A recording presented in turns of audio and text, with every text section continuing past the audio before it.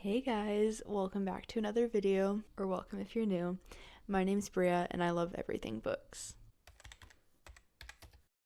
I am so excited for this video. I am going to be rereading one of my favorite series ever, and that is Hunger Games.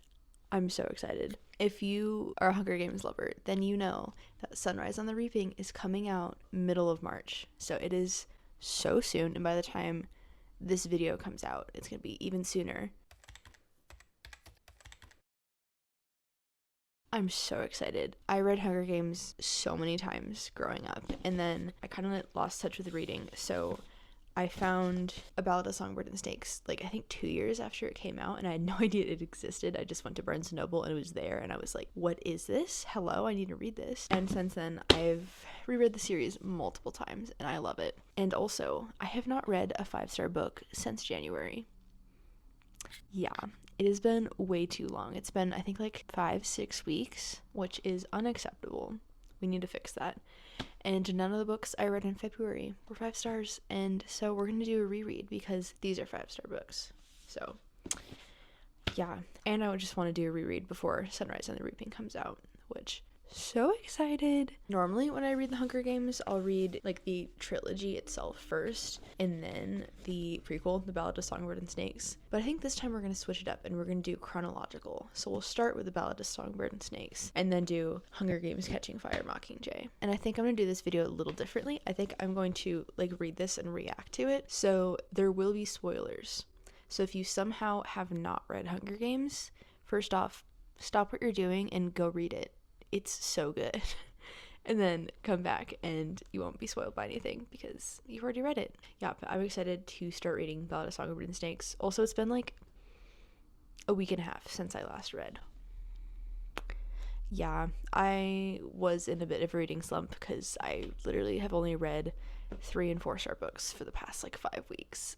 And yeah, but Hunger Games is a 5-star automatically, so excited to actually get back into books that I enjoy reading. Let's dive right in.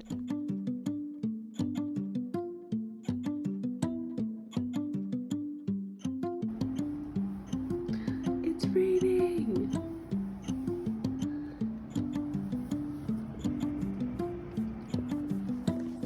It's literally so cozy. I love it.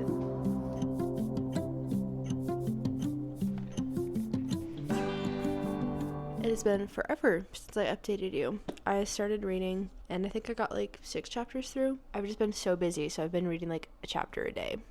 Not really a chapter a day, but it feels like that. The premise of this book is it's the prequel to the Hunger Games.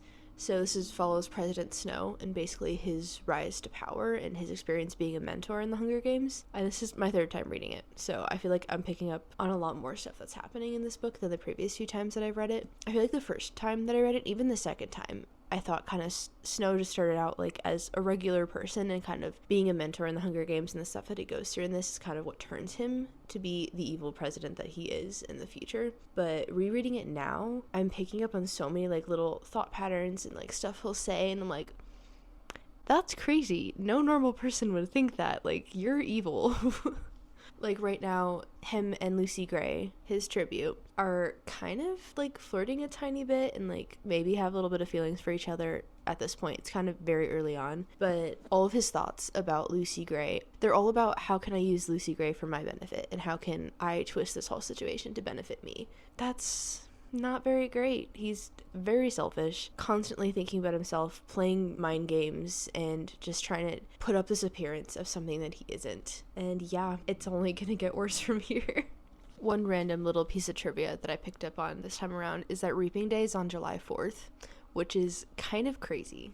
Obviously in the US, July 4th is Independence Day, and we're celebrating freedom and like all the privileges that we have to live in the United States. And then in the Hunger Games world, that is literally the worst day where your children are getting reaped to be in the Hunger Games. I thought that was crazy of Suzanne Collins to pick that date, and just like the difference in our society and the Hunger Games. Yeah, that's crazy. Also, it's really sad that Sejanus, I don't know if that's how you say his name, but Sejanus Plinth, he's so adamant about how horrible the Hunger Games are, and this is only the 10th Hunger Games, and they go all the way to the 75th Hunger Games is the last one. Like, it took 65 years for the Hunger Games to be abolished. That's so sad, and he never lived to see it either. I mean, we haven't gotten that far yet, but yeah, so this book is crazy. So good. I mean, I'm only a few chapters in, so that's about all the thoughts I have so far. Yeah, let's keep reading.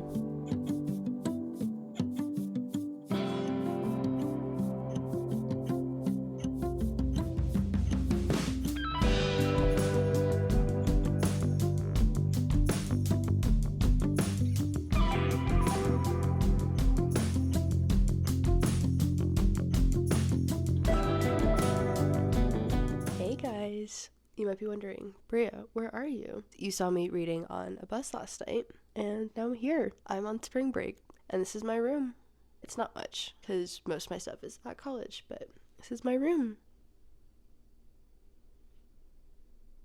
It's kind of messy right now, because my stuff is everywhere, and then my mom's stuff is kind of everywhere, but this is my room. I'll be here for the next, week and a half. I don't think we're gonna get through the Hunger Games just over spring break, but we'll see how far we get. But last night on the bus, it was an hour and a half, almost 2 hours, so I read so much last night. I'm basically halfway through. I don't know if you can see that, but I was hoping to kind of react more as I was reading the book, but I've been reading this so far when I've been reading, it's been either really sporadic or on the bus where I'm not really gonna vlog at 10 o'clock at night on a public bus. I did mark a few things in the book that I wanted to kind of give my reaction post reading. Let's see, what did I mark?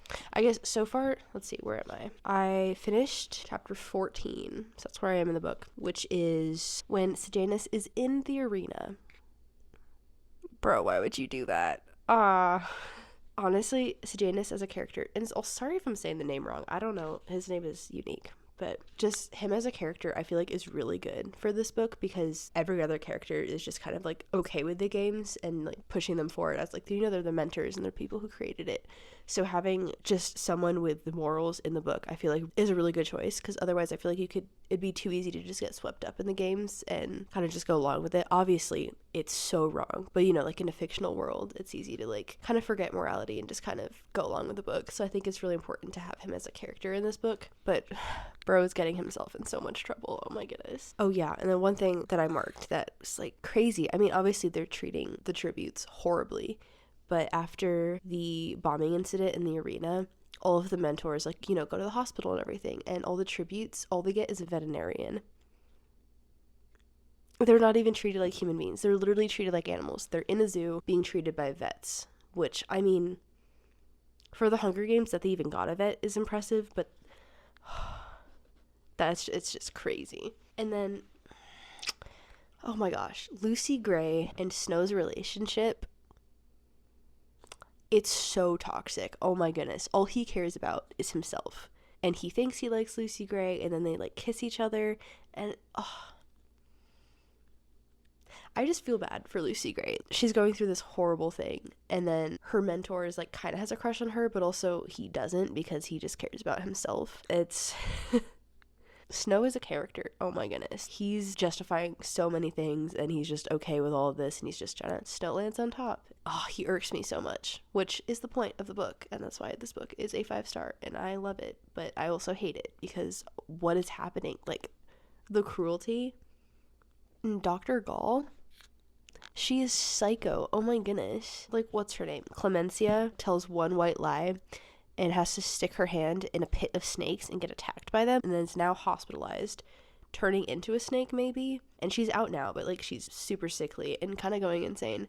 Yeah, Dr. Gall's crazy. Yeah, I'm excited to keep reading this. Probably will finish tomorrow. I'll probably get a quarter of it read today and then the rest tomorrow. I was really hoping to finish this entire series by the time Sunrise on the Reaping comes out. It's probably not gonna happen because that's a little over a week away, and I still have not even finished the Ballad of Songbirds and Snakes, so we'll see what happens. Yeah, love this book. Okay, I'm back. I know I'm in the same place, but I did a bunch of stuff. I made dinner, and then I filmed a bookshelf tour, so you should go watch that. I thought it would take me I don't know, 10-15 minutes. I think I yapped for over an hour. So I'm not sure how long that video is going to turn out to be, but it's going to be a long one. Also, sorry I sound so stuffy. I feel like, I don't know if I'm like allergic to like pollen or something in the air. Yeah, I just can't breathe right today. I don't know what it is, but I'm finally sitting down and I'm going to read The Ballad of Songbirds and Snakes, and I'm actually going to react to it while I'm reading it, which was kind of the whole point of the video. But we're here now, and that's what matters. So let's go. I ended up changing because it just got way too hot. But it's the same day. It's literally 2 minutes later. We're still in the part of the book where Sejanus is in the arena and Coriolanus is on his way to the arena. And I just want to read this passage because it's crazy. So this is Corio talking about Sejanus because he's in the arena and he's trying to figure out a way to safely get him out. But, oh my gosh, the way that Snow thinks, it's crazy. Anyways, before this, Sejanus' mom said that Sejanus is always trying to do the right thing. And this is Snow's response to that. He goes, the right thing to do. Coriolanus realized that this was what had always defined Sejanus' actions, his determination to do the right thing. That instance, the way, for instance, he would defy Dr. Gall when the rest of them were just trying to get by, was another reason he alienated people. Frankly, he could be insufferable with those superior little comments of his, but playing on that might be the way to manipulate him. Bro, his classmate is literally in the arena, and he's like, he wants to do the right thing. Let me use that to manipulate him. I have no words. Snow is just, he's been corrupt this entire time. And like in the movie, I found it so funny. Everyone is like obsessed with Snow and like having a crush on him. And like, have you read the book? Did you watch the movie? Like, Snow's not a good person. So yeah, that's where we are. Yeah, let's keep reading.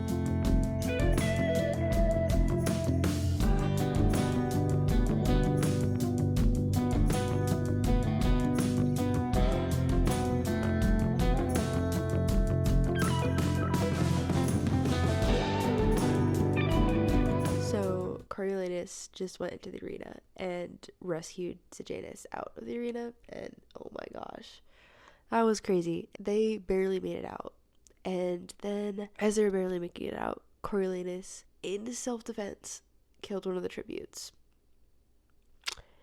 Yeah, and now Dr. Gall is spinning that into a lesson. So yeah, Dr. Gall's really trying to mold him into, like, obviously who he will become, but oh my gosh, he just gets worse by the page, which is the point of the book.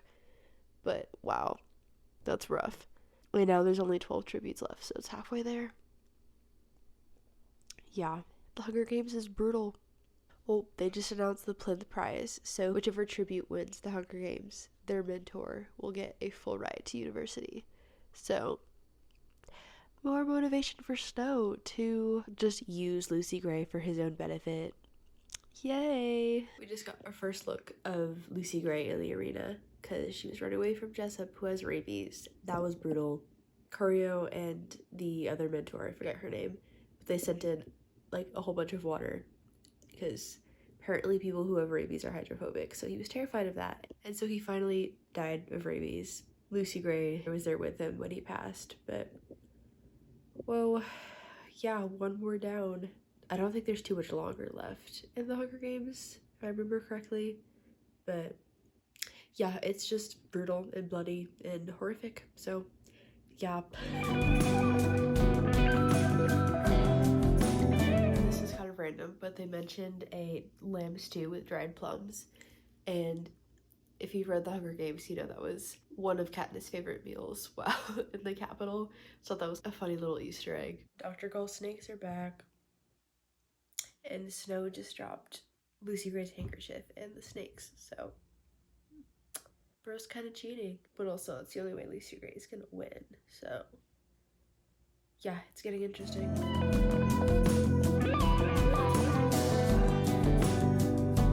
I moved to the couch. The snakes were just released in the arena, so now I think there's just Lucy Gray and maybe one other contestant left. Oh my goodness.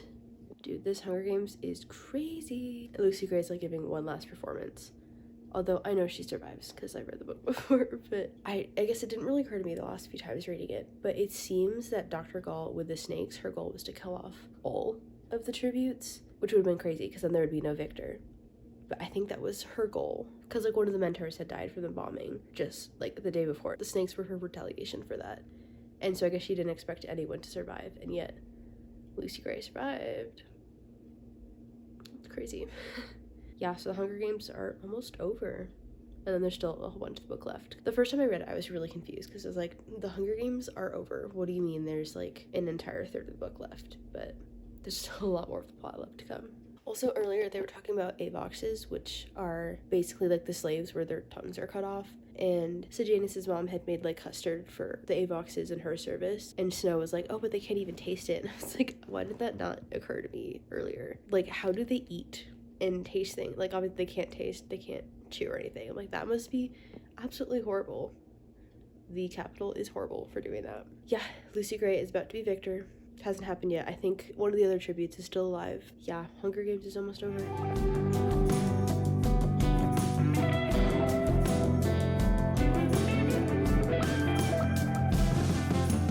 I lied. It's actually Lucy Gray and 4 others left in the arena, so there's a little bit to go. Lucy Gray just gave like, she sang a really haunting song, like with the snakes like all around her, and it was a crazy scene. Like if you've seen it, the movie, like the image is like really just crazy powerful, like snakes everywhere, and that would be terrifying to be in the middle of that many snakes. Okay, we just got down to the last 2. One of the tributes attacked Lucy Gray, and she had a snake in her pocket, so he's gone now. And so now it's Lucy Gray and one of the other tributes left. Now Snow is kind of going a little crazy. He's basically starting to daydream of what life will look like after the Hunger Games, and this is what he says. He says the point was he got to keep her, as in Lucy Gray, and he wanted to keep her safe and close at hand, admired and admiring, devoted, and entirely unequivocally his. A little possessive much. She's not yours, Snow. You can't have a human. That's not how relationships work. Yeah, just a tad toxic. Hey guys, it's the next day, and the Hunger Games is officially over. Lucy Gray won. And this is Snow's reaction. It's kind of crazy. He goes, was that it? Had he really won? The Hunger Games, the Plim's Prize, the girl? Lucy Gray won, not you, Snow. What are you doing? And then literally the next page, he's caught. They have the Academy napkin, his mother's silver compact, and then the handkerchief that he gave to Lucy Gray all laid out in front of him. And he becomes a peacekeeper. And that's 2/3 of the book. Done.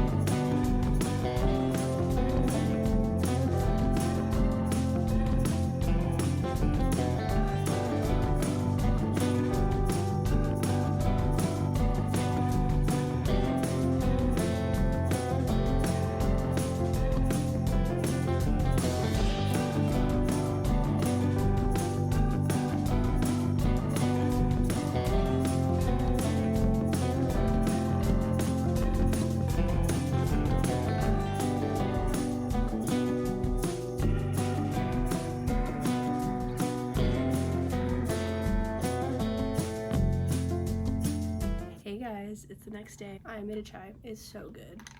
I put a little bit too much cinnamon, but it's fine. Also, my mics decided to stop working today, so we're gonna have to go without that. And my voice is also kind of going from being slightly sick, so it's just not a good combination. But yesterday, I finished the Ballad of Songbirds and Snakes. Obviously, 5-star. I mean, this is the, I think, 3rd time I've read this book, and it does not disappoint.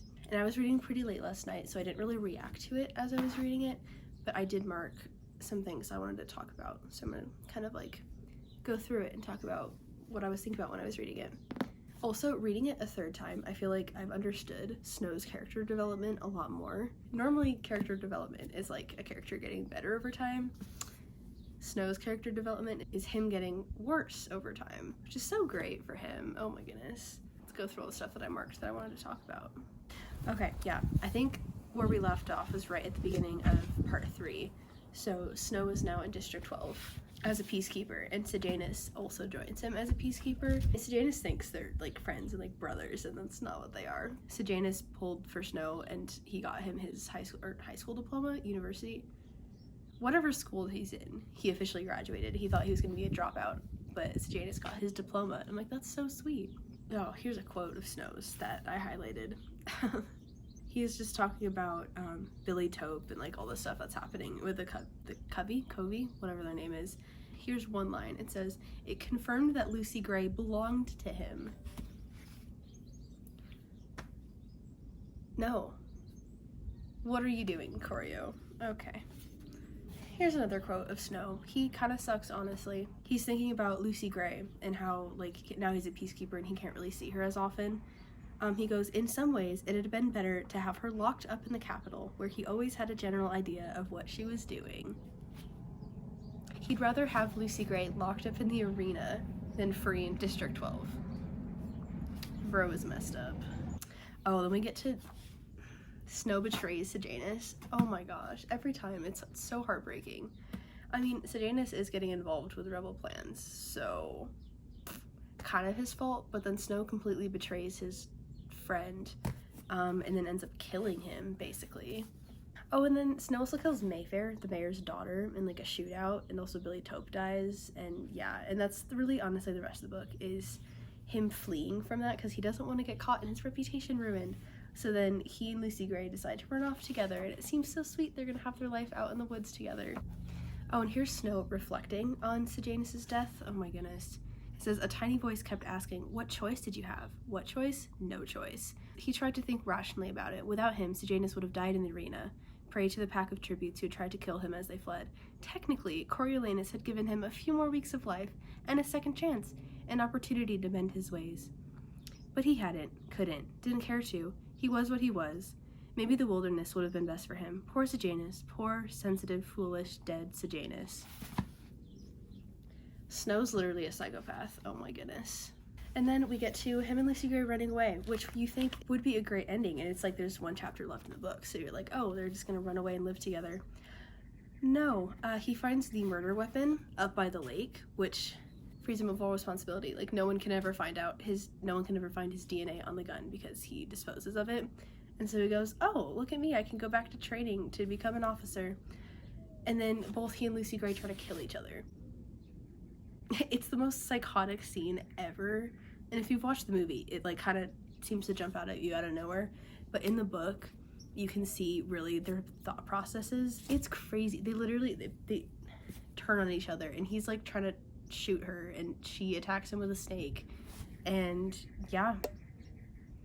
And then Lucy Gray runs away and never be found. We don't know if she's dead or alive. Kind of like her ballad, which is kind of really smart, of Suzanne Collins. That makes so much sense. I mean, I personally think she's Katniss's grandmother. I know that's kind of a popular theory because it makes sense, especially like with the Hanging Tree song, if she was Katniss's like paternal grandmother, because her father was the one who passed down that song to Katniss.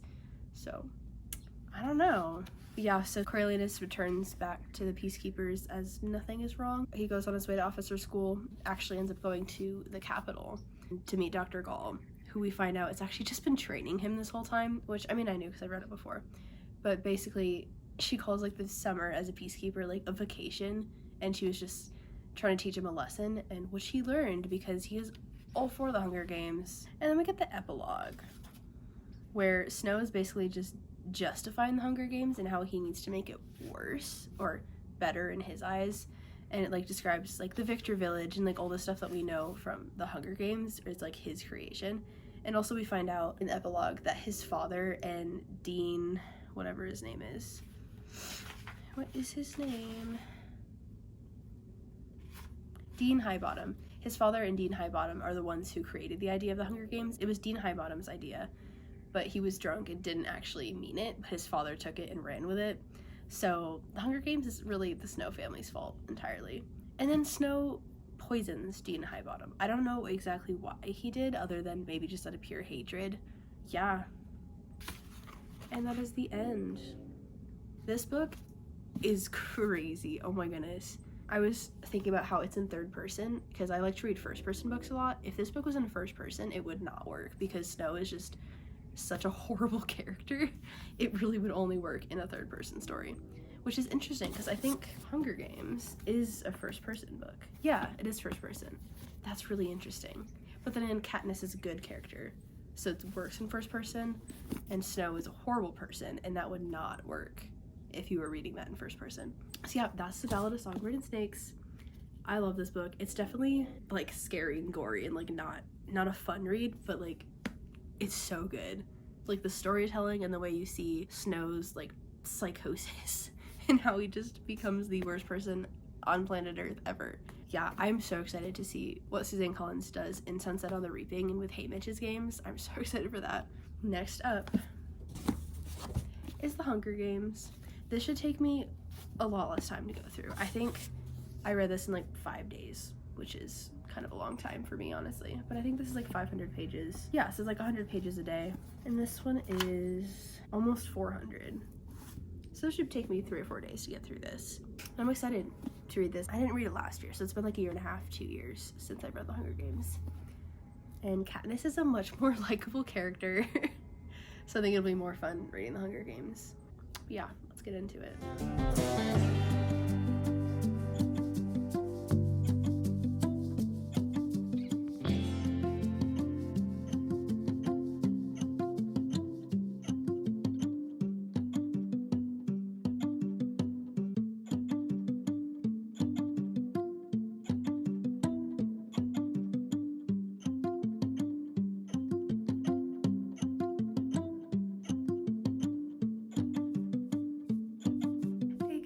It's, I don't even know how much later. I have not read in days. I told myself I would get through Catching Fire in spring break, and I leave tomorrow. And I have not started The Hunger Games. Yeah, so I have about an hour, hour and a half till I have to be somewhere. So I'm going to sit down and I'm going to read. I don't know why I haven't been reading, because I love reading and Hunger Games is a 5-star book. So let's get into it.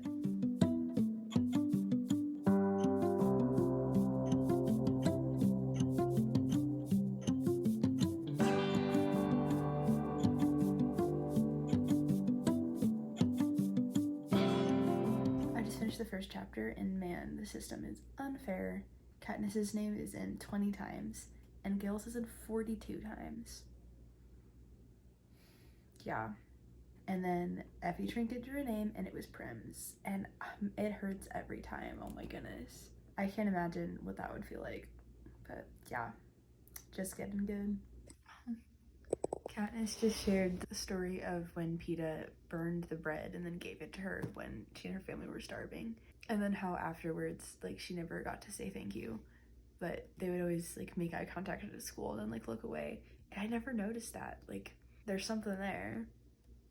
But he's just such a genuinely kind person. Like, he's so sweet. She's trying to figure out how to say thank you, because obviously she needs to say thank you, but they're going to the Hunger Games together. So she goes, oh well, there'll be 24 of us. Odds are someone else will kill him before I do. Girl doesn't know how it's gonna end.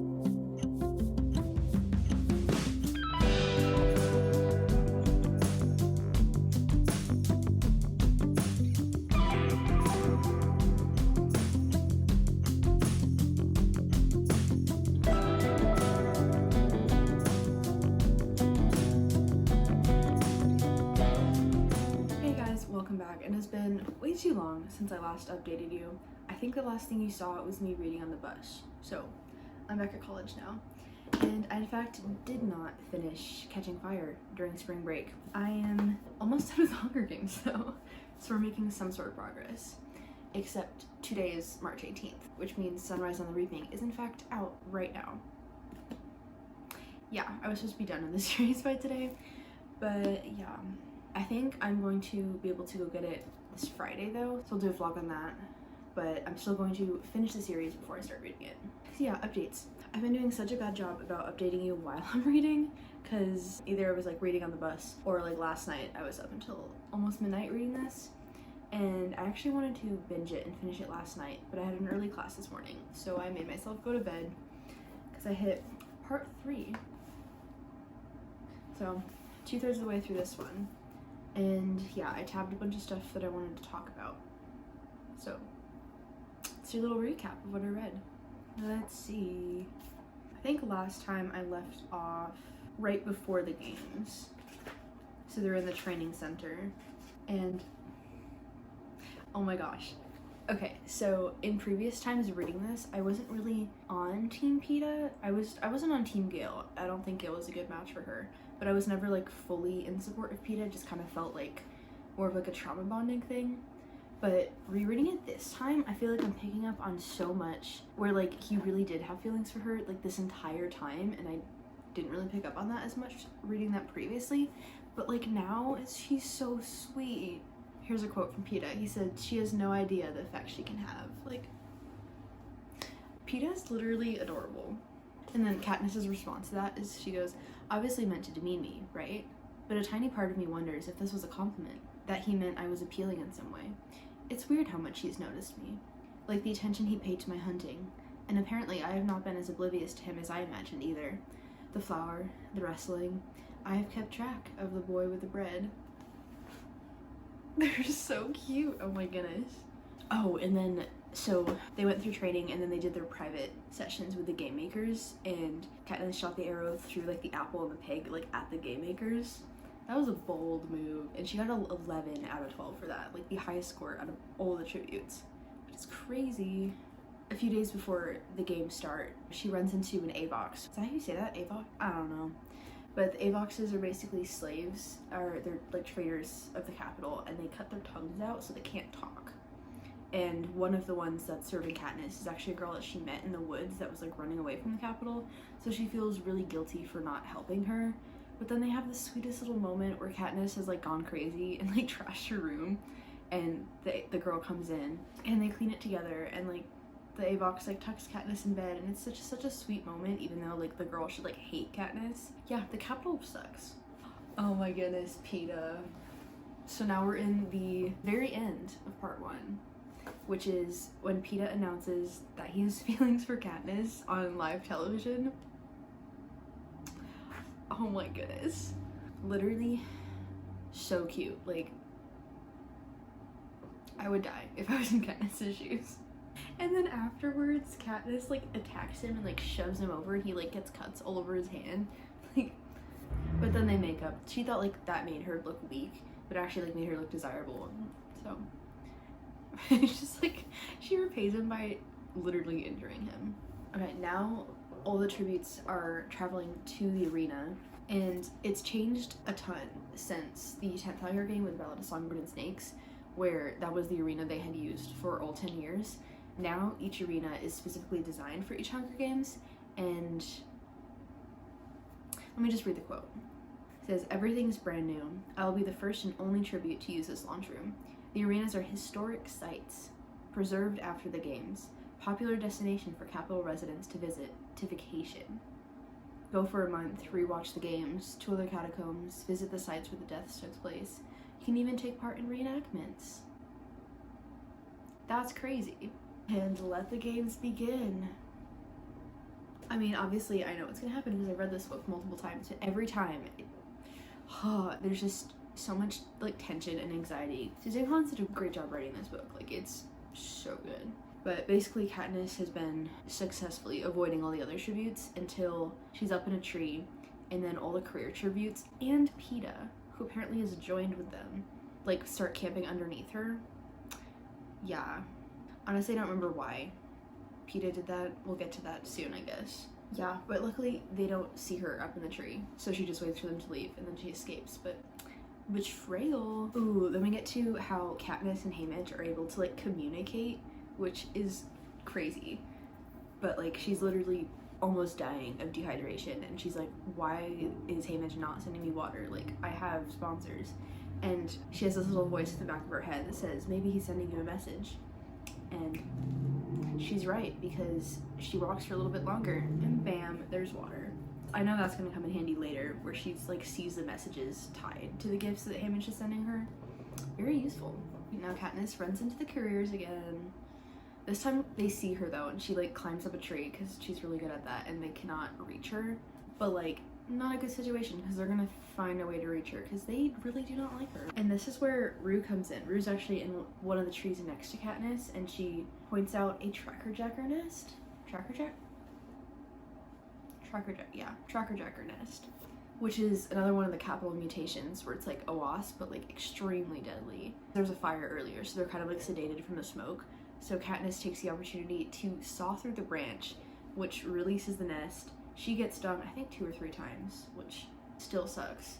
But the rest of them land and just go crazy after the critters. And I think it kills like 2 of them, and then the rest of them are like severely injured. And so Katniss herself is kind of going insane from the venom, but she runs back to get the bow and arrow that one of the other tributes had on them. She's retrieving the bow and arrow, and then suddenly Peeta runs in, and he's like, what are you doing? Get out of here. But like everything's, she doesn't know what's real, what's fake. So she starts moving away right as Cato comes in, who's one of the career tributes. Peeta just saved her life. And then she goes insane from the venom and passes out. So she doesn't really know if she imagined that or if it'll like actually happen. And then she forms an alliance with Rue. Rue's so sweet because Rue reminds Katniss of her sister Prim, and they're so cute. So they share all their supplies and food, and then they create a plan to destroy the careers, all their food and supplies. And basically one of the other tributes had like mined, they like put all their food into like up this pyramid, and then they put the mines all around them. So Katniss manages to hit a bag of apples, and the apples just scatter everywhere, and the entire thing explodes. So she succeeds in getting rid of basically all their food, anything that weren't carrying on them. But also the explosion is so loud, she like completely ruins your eardrums. And they come back slowly, and I think one ear comes back pretty normal, but then the other one is completely dead, which not great because she's a hunter and she like relies on hearing, obviously. No. This part's so sad. Katniss is trying to find Rue because they're supposed to meet up, and Rue did not show up where she was supposed to. And so she goes and she finds Rue right as one of the other tributes throws a spear through Rue. So then Katniss puts an arrow through him. He dies instantly, and then Rue is on the edge of death. And so Katniss like sings to her and then puts like all the flowers around her as like a way to like defy the Capitol based off of what Peeta said, mind you. But it's so sad. I mean, obviously it had to happen because, you know, only one tribute can win, or 2 if they're from the same district, which they just introduced, like, right now. So both Katniss and Rue could not survive. But it's still just so sad. Rue was so sweet. Yeah, that's where I left off. End of part 2, where they announced the new rule in which both tributes from the same district can win.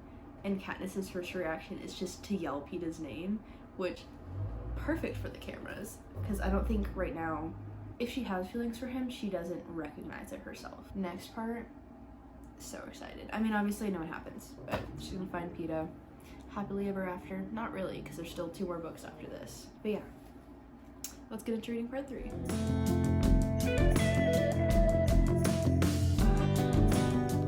She just found Peeta. She was tracking him, and she found a trail of blood, so she figured that must be him. And so she's going along the stream, and she's about to give up when she hears, "You here to finish me off, sweetheart?"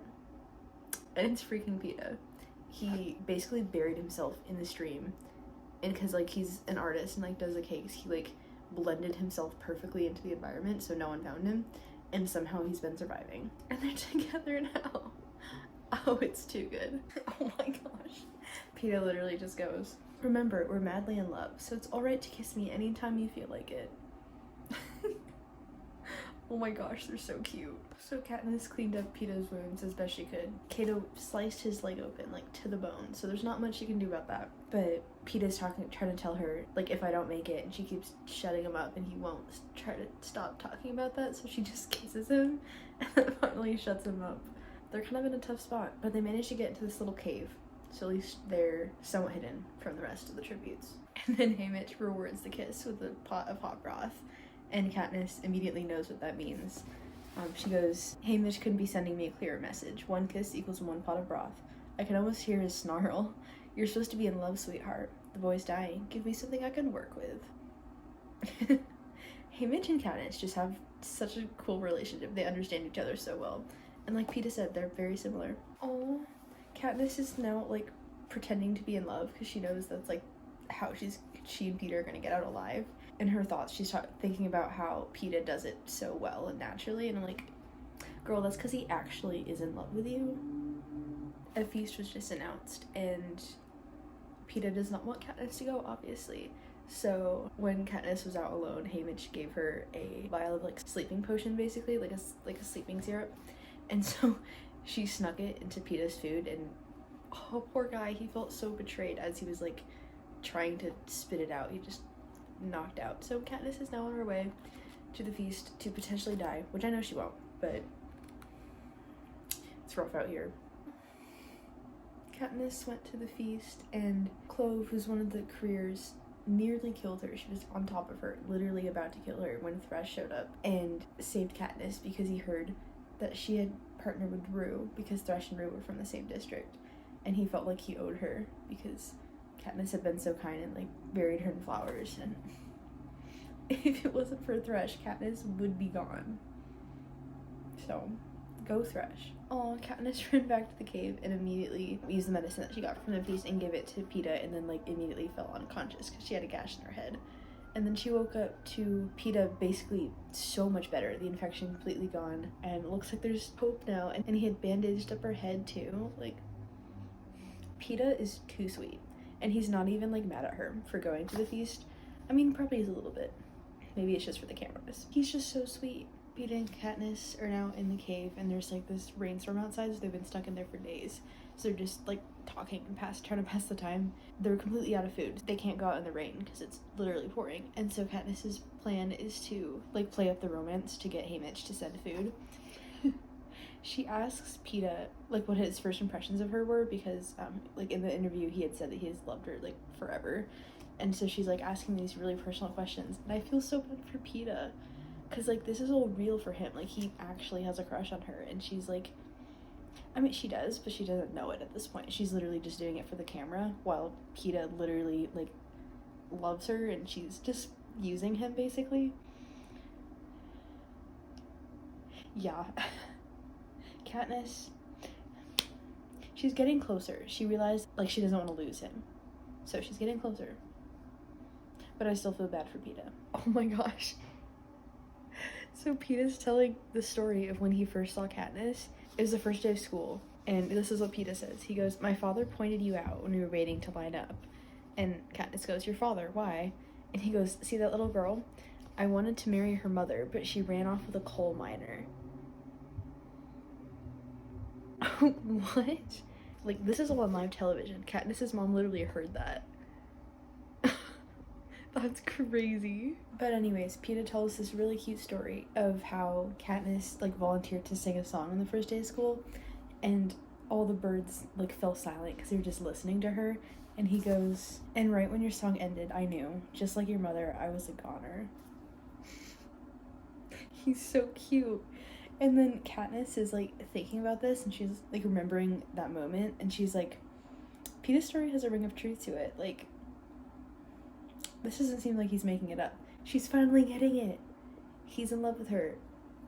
She should have gotten this by now. Katniss and Peeta are talking about Haymitch and like wondering how he won his games, and then they got to the topic of how if they win, then they're gonna have to be mentors. And I was realizing we never get that. This is the 74th Hunger Games. They win this one. And then in the 75th Hunger Games, it's them again. Because instead of normal people in the reaping, it's all the victors.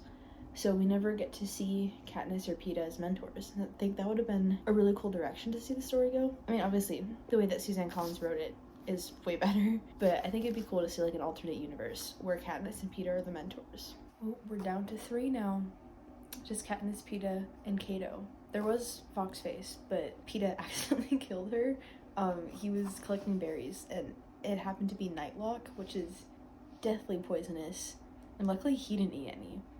But Foxface has been like stealing food from other people, so she just assumed stealing berries from Peeta would be fine, because obviously he's gonna eat them, so they're fine. Nope, it was Nightlock. So yeah, there's only Cato left. The end is near. Katniss is getting it now. She goes, I pulled the sleeping bag up to his chin and kissed his forehead, not for the audience, but for me. Katniss, just admit it, you're in love. And with that, the 74th Hunger Games is over. The Capitol released a whole bunch of mutations that they're like wolves, but each one of them was one of the dead tributes. So they were like being attacked by all the tributes once again, except they were like massive, terrifying wolves. So it was Katniss, Peeta, and Cato all on top of the cornucopia trying to survive until Cato had Peeta in a headlock and they both almost died. But then Peeta got out of it and Cato fell to his death, basically. But he had like this body armor stuff on, so it took like a full day. And then Katniss finally just like mercy killed him, because yeah, it did not go well for Cato. And you think it'd be a happy ending where they win, but no, the Capitol decides to revoke the rule in which there could be 2 tributes that win, because they wanted them to like fight it out to the death and have this crazy ending. But they didn't. Instead, they threatened to eat the Nightlock berries because the Capitol needs a victor. So like, well, we're not going to give you a victor. And that worked. They declared them both victors, and they finally got out of the arena. And good thing, because literally the second that they were in like the helicopter or whatever it was, Peeta like collapsed unconscious and immediately went into surgery. Like one more chapter and just kind of wrap up the story. But this book is crazy. And that's the end of Hunger Games, book 1. Oh, this book is so good. It's so sad. Oh my goodness. Basically, the last chapter was just all the final interviews and everything that happens after the games, and President Snow is not happy with Katniss. Them threatening to kill themselves for the berries was rebellion against the Capitol, and they do not like that. Haymitch is basically like coaching Katniss on how to like act like she's in love with Peeta, but Haymitch isn't coaching Peeta because Peeta is actually in love with Katniss. And so Peeta finds out about this at the very end, right before they're about to go back to District 12. And he's not happy because, I mean, he basically finds out that Katniss has been acting for the cameras. They still have to continue the act. It's just so heartbreaking. It'll all work out in the end. On to book 2, Catching Fire. Hey guys, it has been a while since I last updated you. I started reading Catching Fire, I think as you saw. But I keep reading really late at night so that I can't update you while I'm reading it. So it's not too late right now. I think it's only like 8:30. So I'm gonna update you on what I've read so far, and then we're gonna keep reading. So a lot has happened so far in this book. A lot of it is kind of reminiscing on the Hunger Games and like finding out information that we didn't know from the first book. Like for example, Katniss finds out that during the games, a bunch of Katniss's friends from the Hob like put together a collection to send money to her and Peeta in the arena, which is so sweet because like all of her friends are pretty poor, you know, because they live in District 12, but they still, the entire district chipped in. So like that could have been the difference between like her life and death, which is crazy. Oh yes. Then President Snow shows up at Katniss's house. I freaking hate him. And honestly, I'm really glad that I read The Ballad of Songbirds and Snakes before reading Hunger Games this time, because I've never done that before. I usually read the trilogy and then the ballad, like the order that it came out in, not chronologically. But I feel like having read The Ballad of Songbirds and Snakes like so recently, I feel like I understand Snow a lot more, because in this series he's literally just evil. Like he doesn't have any personality to him, he's just a villain. But I feel like now I can see his thought process and be like, whoa, he believes everything he's doing is right. Yeah. So basically, President Snow shows up and threatens Katniss because there's potential for there to be uprising in the districts because she rebelled with the berries in the arena. And yes, now she's gonna continue the act of being in love with Peeta. Even though she is and just doesn't know it. And Snow knows everything about Katniss, and even the kiss that she had with Gale, which in itself is crazy. I honestly forgot that happened, but basically she's like reminiscing about it. So this happened after the games when she came back. I think the first time that her and Gale were in the forest again, and out of nowhere Gale kisses her and goes, I had to do that at least once. Oh my goodness. I feel like they would have been a good couple if the Hunger Games didn't happen. I don't know, but yeah, I don't know what to say about that. But basically Snow found out about that and is now threatening to kill Gale, so yay. Oh, this quote sums up everything pretty well so far. Katniss goes, "A visit from President Snow. Districts on the verge of uprising. A direct death threat to Gale, with others to follow. Everyone I love doomed, and who knows who else will pay for my actions, unless I turn things around on this tour."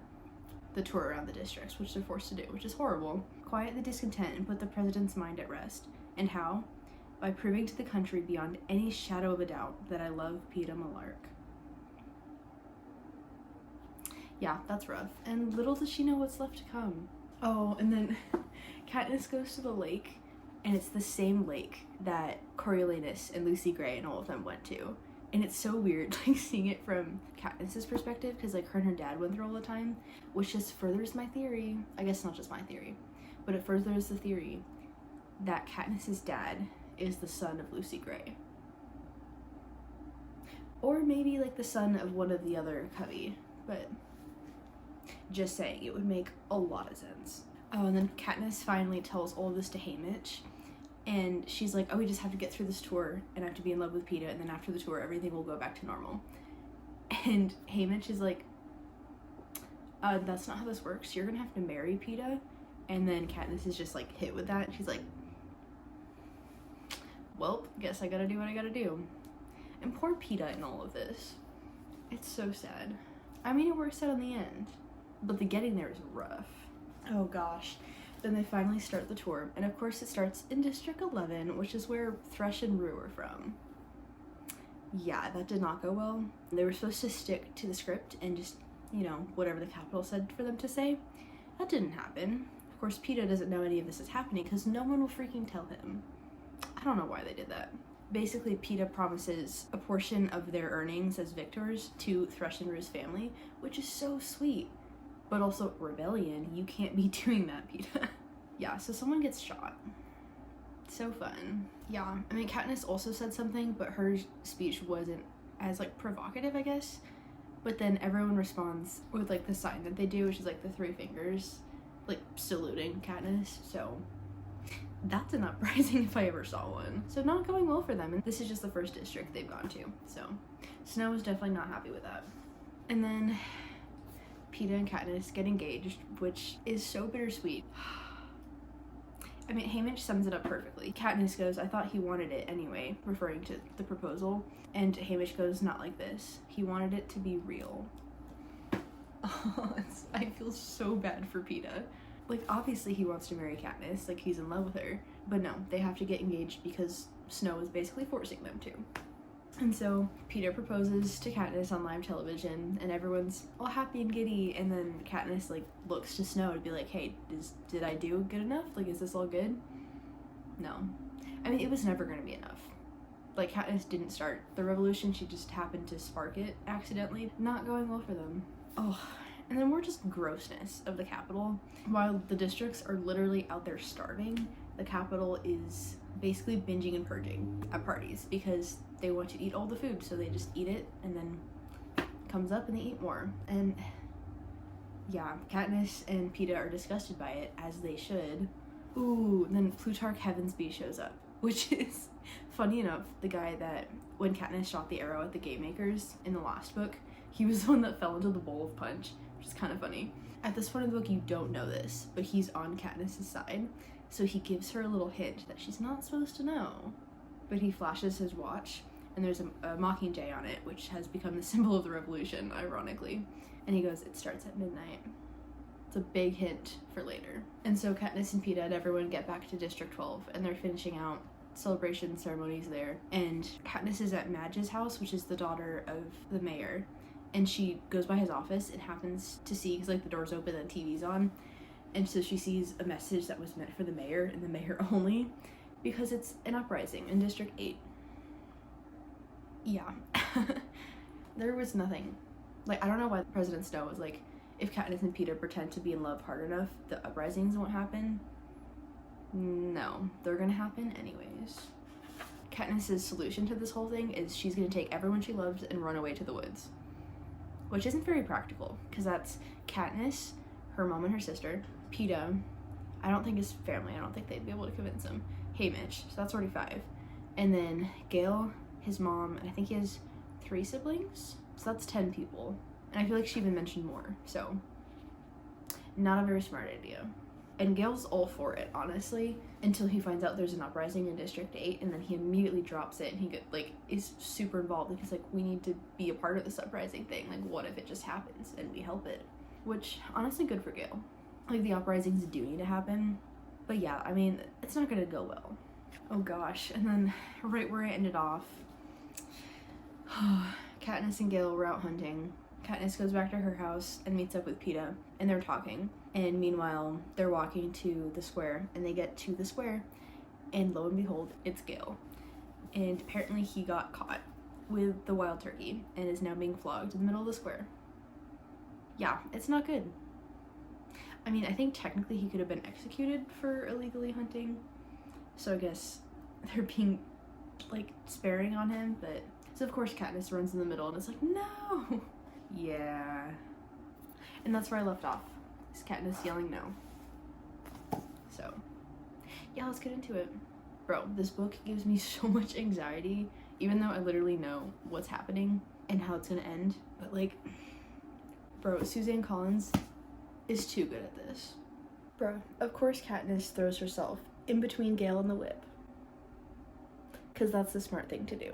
I don't know what to do with this girl. Oh my gosh. So Gale is now in the very capable hands of Katniss's mom, and they don't have like good painkillers, but then Mad shows up with a bunch of painkillers that they use, and Katniss's reaction is literally just jealousy. She goes, "That's what nettles me. It's the implication that there's something going on between Gale and Madge, and I don't like it." Your friend, like, could be dying. Like, don't be jealous. This is not the time for that. Ooh, this is a good quote. Katniss goes, "The berries. I realize the answer to who I am lies in that handful of poisonous fruit.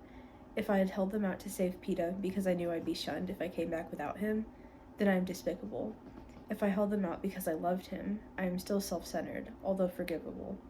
But if I held them out to defy the capital, I am someone of worth. The trouble is, I don't know exactly what was going on inside of me at that moment." Probably all of those, honestly. Ooh. Katniss decided to risk it and go into the woods, and she went to the lake, and there were 2 people from District 8 that had run away because of the whole rebellion that happened there, and so she got the full story of what happened in District 8, and they're going to District 13, which supposedly has been completely blown up, but they think that it's not, and there's still people there. Hint, hint. Really useful information. And also, Katniss finds out that she's, like, low-key the face of the rebellion and doesn't really know it yet. Then she goes back home, but the fence is electrified, which it never is. So we can thank the new head peacemaker for that. So she has to climb a tree and jump over it and somehow made it. Let the rebellion begin. Katniss's prep team came and they did her wedding photo shoot. They were all complaining about how there's, like, seafood shortages and, like, all this stuff. And so that means there's more rebellions. Looks like 3, 4, and 8 have all now rebelled. So, fire's catching. That was really dumb.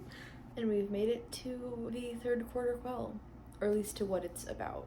And so they're going through what the past ones have been. I had forgotten what the first one was, but at the 25th year, they had people vote on who the tributes were gonna be.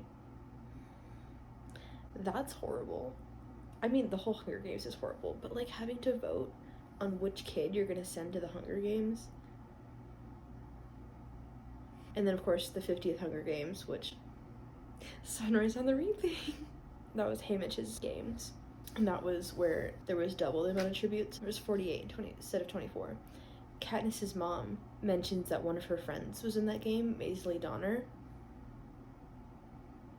Were her and Haymitch a thing? I mean, I'll find out in like a week when I read Sunrise on the Reaping, which I'm so excited about. But yeah, so then they announced that the 75th Hunger Games, the victors will be going back in the arena. Snow really hates Katniss. I bet it was not random. Snow was like, we are sending that girl back in the arena. She needs to be dead. Because that's the only way that he can, like, get rid of her. Yeah, so that's great. Oh, Katniss just realized that Peta's also going to be going to the arena with her. Because, I mean, obviously either Peeta or Haymitch could be chosen, but there's no way Peeta's gonna let Haymitch go. Like, oh. Katniss goes, Peeta will ask Haymitch to let him go into the arena with me no matter what, for my sake, to protect me. Nobody deserves Peeta. Oh my gosh. So sad. So fun. Ugh. The reaping just happened, and of course, Katniss was chosen because she's literally the only living female victor. And then Haymitch was chosen, and then literally Peeta the second after volunteered. So it's Katniss and Peeta once again.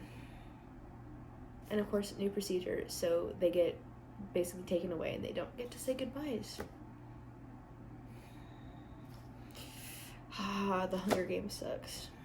I feel so bad for Haymitch. Literally the only 2 tributes he's ever been able to keep alive, and now they're both going back into the arena. And there's no more the role where both can win. So like one of them is going to die. And also they're all fighting his friends, because he's a victor. He's friends with all the victors. So, oh, literally it's just an arena of people that Haymitch loves.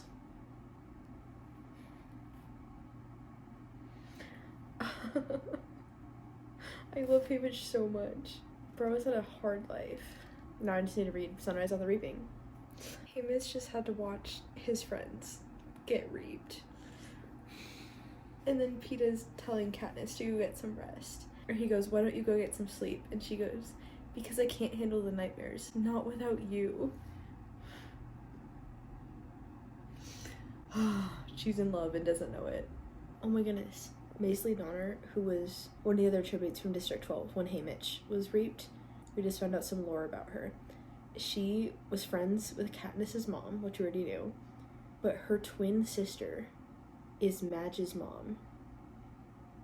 That's why Madge is like so helpful, like give them the pain medication and like the Mockingjay pin, because her aunt was in the Hunger Games. Whoa. This is just making me so much more excited for Sunrise on the Reaping. It's gonna be so good. Katniss and Peeta are watching a recap of the 50th Hunger Games, and Haymitch and Maisley teamed up, and then Haymitch had to watch Maisley die, like Katniss watched Rue die. It's so sad. Oh my goodness. I moved. I have been reading for so long, and I got so into the story I did not want to stop for anything, so here's a recap. It's so good. It's so bad. They all went through training, and they did their individual training in front of the game makers, and boy are they rebellious. Peeta painted Rue after she died when Katniss surrounded her in flowers, and then Katniss hung a dummy and wrote Seneca Crane's name on it. So yeah, so the game makers retaliated and gave them both 12s, which is the highest score you can get, I guess, so that everyone will try to target them and get them out of the games. So it's going well. They're so cute. Katniss goes, so what should we do with our last few days? And Peeta, I just want to spend every possible minute of the rest of my life with you. And then we get to, like, the interviews. Boy, the interviews. First off, President Snow makes Katniss wear her wedding dress, or her would-be wedding dress. That's great. But Cinna, oh my gosh, Cinna, decides to be a little rebellious himself. He alters the dress so when Katniss, like, spins, the dress, like, burns away and she becomes a mockingjay. Which, good for him, but, Cinna says, don't worry, I always channel my emotions into my work. That way I don't hurt anyone but myself. Oh my gosh. And then, of course, Peeta's interview. Yeah, I mean, the crowd at this point is not happy whatsoever because all of the other tributes have been, like, expressing, like, rebelling in their own ways, and then, like, Katniss turns into a mockingjay, and then Peeta goes up there and tells everyone how they're married already. Not officially, but, like, they have, like, a tradition in District 12 that they did. Not actually, but, like, for the cameras, he's saying that they're married. Caesar Flickerman is like, oh, that's great, at least you had, like, a few months of happiness. And Peeta, he goes, maybe I think that too, Caesar, if it weren't for the baby. And then of course everything erupts and everyone's going crazy. No one is happy. And then all of the tributes hold hands as the anthem is playing. So of course all the broadcasts get shut off because we cannot have the tributes be a united front. Like, that is rebellion at its finest. And then the next day is the Hunger Games. Cinna's getting Katniss ready, and then he gets Katniss like in the tube ready to like go up to the Hunger Games, and they freaking make Katniss watch him die. I mean, I knew it was coming, but it hurts every time. Oh my gosh. Let the 75th Hunger Games begin. Oh my goodness. This book, this series, literally makes me cry. Okay. See you tomorrow. It's late. I need to go to bed.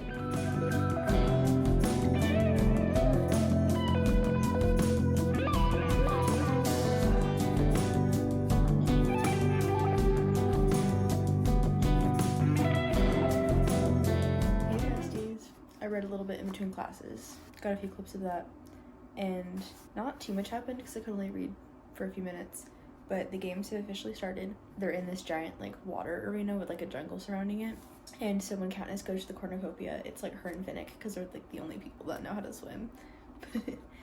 And she's like literally about to kill Finnick when she sees that he has Haymitch's token.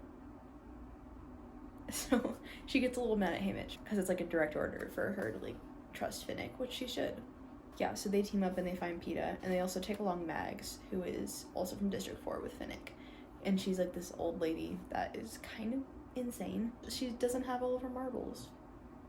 Yeah, so it's the four of them, and they're exploring the jungle looking for water, and around the entire arena is a force field, and Katniss sees it right as Peeta whacks into it with a knife because he's like hacking through all the vegetation. So he goes flying backwards, his heart stops, and he literally dies. But then Finnick gives him CPR, which is crazy in the games that one of the tributes would save the other. So that's got Katniss, like, because she was gonna kill him in his sleep that night. She's like, can't do that anymore. Yeah, that's about as far as I've gotten, is the four of them are teamed up and trying to find water because there's no water anywhere. So they finally figured out where the water is. It's in the trees because Haymitch sent them a spile and they had no idea what it was until Katniss finally figured it out. Problem solved.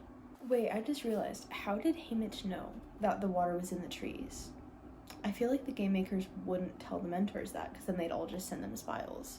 Haymitch must just be really smart. I don't know. But also the clock, well, they don't know it's a clock yet, but it just chimed 12, so they don't know what's happening.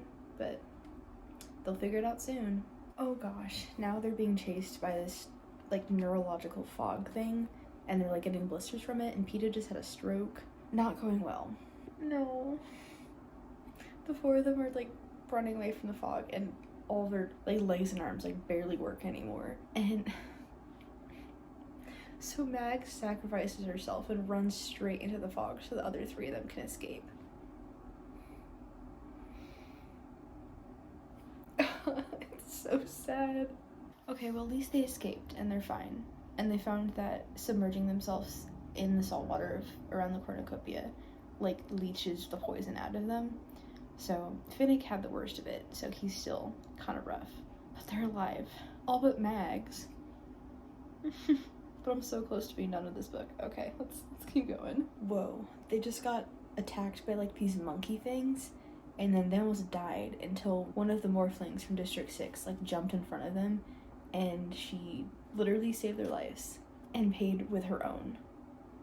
So like she was sitting there dying, and like Peeta talked to her and like spoke her to sleep because they both love to paint. So he talked about like colors and painting, and yeah,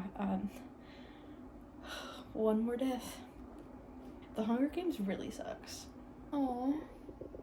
Finnick took the night shift of watching over while everyone else was sleeping so that he could mourn Mags. And when Katniss woke up, his eyes were still puffy, so he'd been crying all night. Poor Finnick. LOL, Katniss is complaining about all the itching from like the scars of like the weird fog. And she goes, hey Haymitch, if you're not too drunk, we could use a little something for our skin.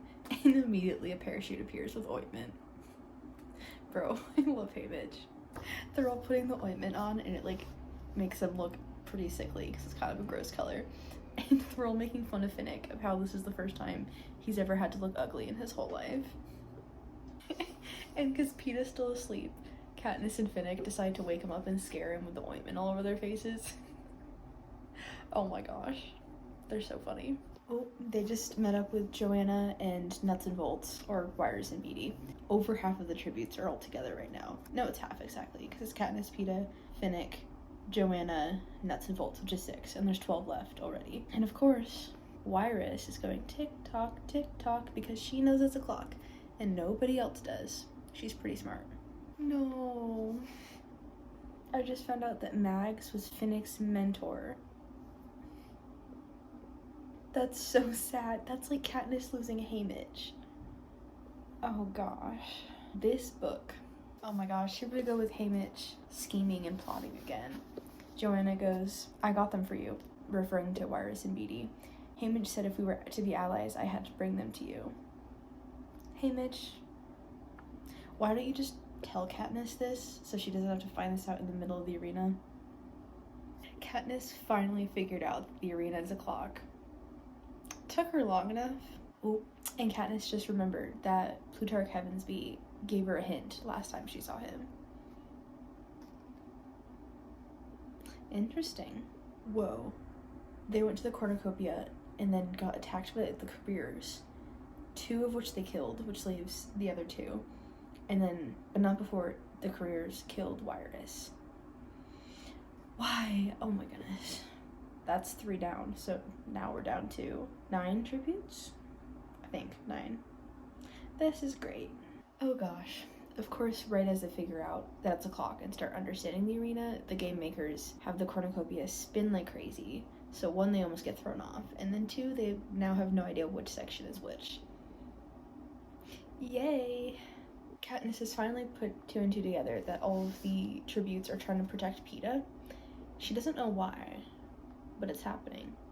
And then her and Finnick get stuck in one of the new sections. Basically, it starts with Katniss hearing Prim scream, because it's a Jabberjay. The whole forest is filled with Jabberjays. So now Katniss and Finnick are in a living hell for an hour. I mean, the whole arena is a living hell, honestly. That would suck. Also, I bet President Snow is absolutely loving that the Jabberjays are causing Katniss so much pain, because her mockingjays have been causing him a ton of pain. So, the irony. Oh my gosh. Joanna just said, "Of course Peeta's right. The whole country adores Katniss's little sister. If they really killed her like this, they'd probably have an uprising on their hands. Don't want to do that, do they? Whole country in rebellion? Wouldn't want anything like that." Joanna. That's bold of you, even in the arena. I'm back.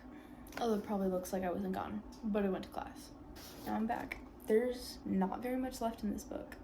It's gonna end pretty soon. But Katniss and Peeta were just keeping watch while everyone was asleep, and they were both trying to convince each other to let themselves die so the other would live. They're too cute. Katniss kissed Peeta, and she felt something. This is the second time that's happened. Just saying, she's falling in love. She has been in love for over a year. Actually, probably more than that. And she still won't freaking realize it. But she's getting closer.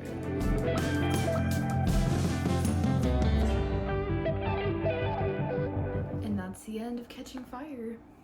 This book is crazy. Oh my goodness. So basically, they blew up the force field, and then Plutarch Heavensbee, Haymitch, and a bunch of the other rebels got a lot of the tributes out of the arena. There were 6 tributes who survived, which is crazy considering it was a Hunger Games. Katniss, Finnick, and Beatty were all rescued and are now in District 13, which it does exist, but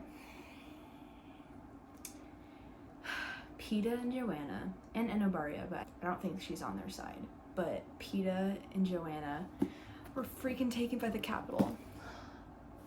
Oh my gosh. I mean, I knew it was gonna happen, but it still hurts every time. Knowing what they're gonna do to Peeta and Mockingjay. Oh my gosh. So of course, Katniss, I don't think realizes the extent of her feelings quite yet, but she is majorly depressed. She does not want to live. whatsoever. She's basically trying to kill herself by not eating. But then on the last page, Gale shows up. And so she kind of snaps out of it and is asking about her mom and her sister. And he drops the bomb. Maybe that's not a good way to put it, because he literally drops the bomb in the next book. Anyways, he breaks the news that District 12 no longer exists. The Capitol freaking bombed it, and everyone in it. Well, most everyone. Katniss's mom and Prim got out, as well as Gale and his family and a whole bunch of other people too. But this book, oh my gosh. I definitely like Catching Fire better than The Hunger Games. I mean, they're both 5 stars, but like, I cried, I laughed, this book causes so much freaking suffering, but it's so good. Okay, yeah, that's about all the thoughts I have right now. On to the Mockingjay.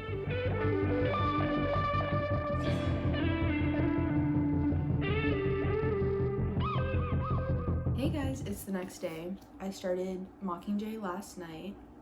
I'm so excited. I think for my last reread, either Catching Fire or Mockingjay was my favorite book. I don't remember which one, but so far, Catching Fire is winning as my favorite of the series. So we'll see if that changes.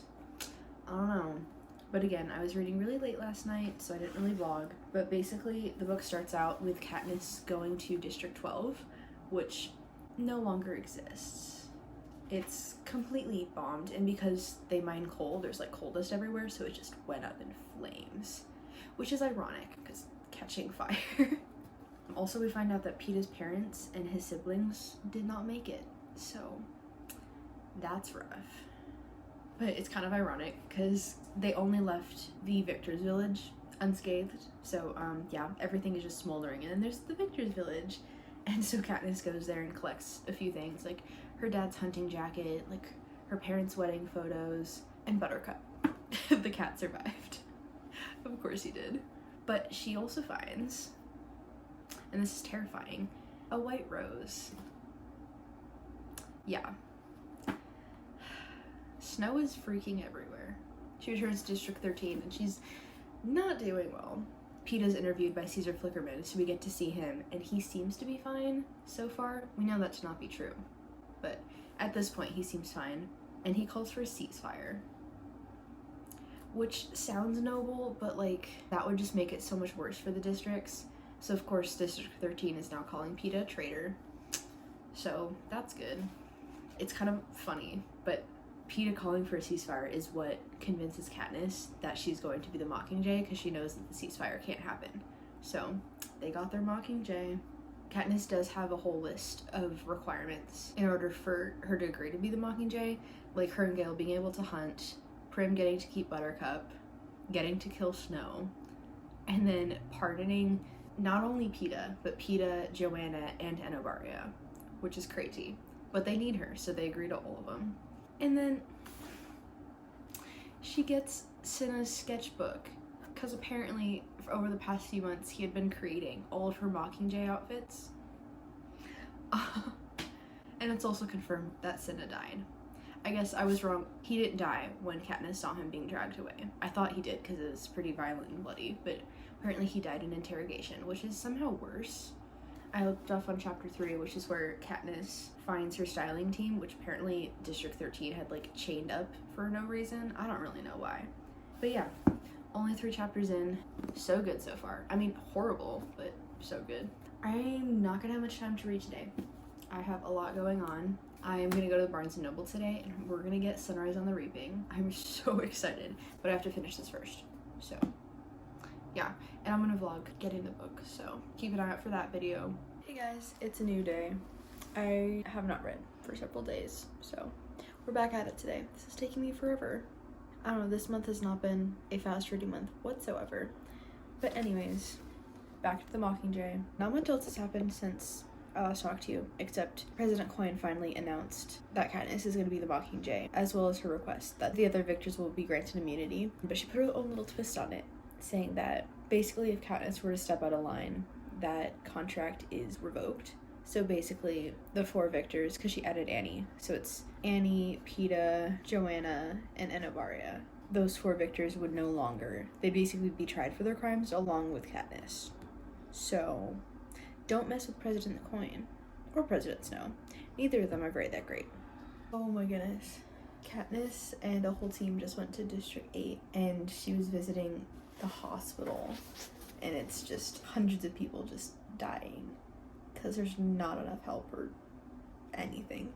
And then of course the Capitol decides to send bombers, so they bombed the entire hospital. So now all of the men, women, and children who are wounded are now dead.